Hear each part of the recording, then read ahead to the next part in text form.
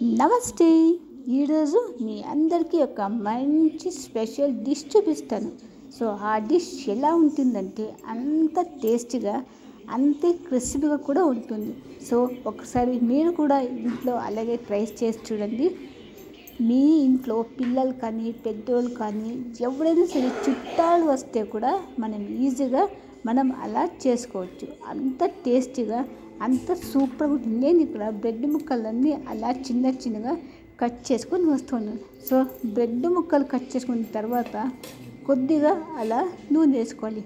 నూనె వేసుకొని అది వేడెక్కాలి. వేడెక్కిన తర్వాత కొద్దిగా అలా ఆవాలు వేసుకోవాలి. నేను ఇక్కడ 1 స్పూన్ ఆవాలు తీసుకుంటాను. 1 స్పూన్ ఆవాలు వేసుకొని అది చిట్టపట్ట అయ్యేంత వరకు వెయిట్ చేయాలి. అది అయిన తర్వాత నేను ఇక్కడ టమాటో, క్యాప్సికమ్, ఉల్లిపాయలు, పచ్చిమిరపకాయలు, కరివేపాకు, నేను ఇక్కడ 4 ఉల్లిపాయలు, 3 క్యాప్సికము, 3 టమాటో, ఒక 5 పచ్చిమిరపకాయలు, కొద్దిగా కరివేపాకు అన్నీ వేసుకొని అది పచ్చి వాసన వదిలేంత వరకు అలా ఫ్రై చేసుకోవాలి. మళ్ళీ అది సాఫ్ట్గా కూడా ఉండాలి. సో నాన్ స్టిక్లో చేస్తే సాఫ్ట్ కూడా వస్తుంది, ఇంకొకటి క్రిస్పీనెస్ అనేది కూడా వస్తుంది. నాన్ స్టిక్లో అయితే నూనె ఎక్కువగా వేసే పని ఉండదు. సో అలా ఫ్రై చేసుకున్న తర్వాత కొద్దిగా అలా నేను సాల్ట్ వేసుకుంటాను. 1 స్పూన్ అలా సాల్ట్ వేసుకుంటే ఓకే. సాల్ట్ వేసుకొని ఒకసారి క్లీన్గా మిక్స్ చేయాలి. అలా మిక్స్ చేసినామనుకోండి, కలిపితే అన్నీ మిక్సింగ్ అవుతుంది. ఫ్లేవర్ అనేది కూడా చాలా బాగా వస్తుంది. చూసారా ఎంత గమగమాని ఫ్లేవర్ వస్తుంది. అలా 5 నిమిషాలైనా ఫ్రై చేసుకోవాలి. సో అలా ఫ్రై చేసుకున్న తర్వాత ఇక్కడ ఒక చిడక పసుపు వేసుకుంటాను. పసుపు వేసుకున్న తర్వాత ఒకసారి అలా కలుపుకున్నామంటే ఓకే.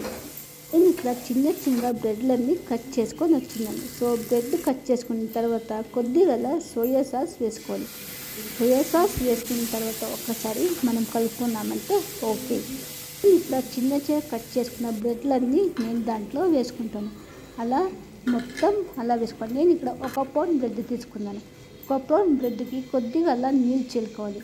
నీళ్ళు చల్లుకుంటే సాఫ్ట్గా కూడా వస్తుంది, ఇంకొకటి అంటుకోదు, రెండోది క్రిస్పీ కూడా వస్తుంది, టేస్ట్ కూడా చాలా బాగుంటుంది. సో చూసారా ఎంత సూపర్గా అయిందో. 1 పౌండ్ బ్రెడ్లో మాకు ఇంత అయింది. సో మీరు కూడా ఇలా ట్రై చేయండి. సో అలా ట్రై చేసిన తర్వాత ఒక 5 మినిట్స్ అలా ప్లేట్ పెట్టేస్తాం. ప్లేట్ పెట్టిన తర్వాత అలా ప్లేట్ తీసేసి చూద్దామా. సో వావ్, చూసారా ఎంత బాగా అయిందంటే అంత సూపర్గా అయింది. స్టవ్ ఆఫ్ చేసుకున్న తర్వాత నేను కొద్దిగా అలా నిమ్మకాయలు పిండుకుంటాను. ఒక 5 మినిట్స్ అయిన తర్వాత నిమ్మకాయలు పిండుకోవాలి. కొద్దిగా అలా కొత్తిమీర వేసుకొని ఒకసారి క్లీన్గా కలుపుకుందామంటే ఓకే.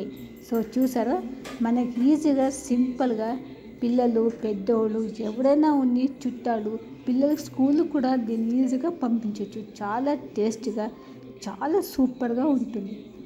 చూసారా బ్రెడ్ వాటర్ మసాలా ఎలా చేయాలనేది. సో మీరు కూడా ఇంట్లో ఒకసారి ట్రై చేసి చూడండి. సో మీకు కానీ ఈ వీడియో నచ్చినట్లయితే ప్లీజ్ లైక్ చేయండి, షేర్ చేయండి, సబ్స్క్రైబ్ చేసుకో మాత్రం మర్చిపోకండి.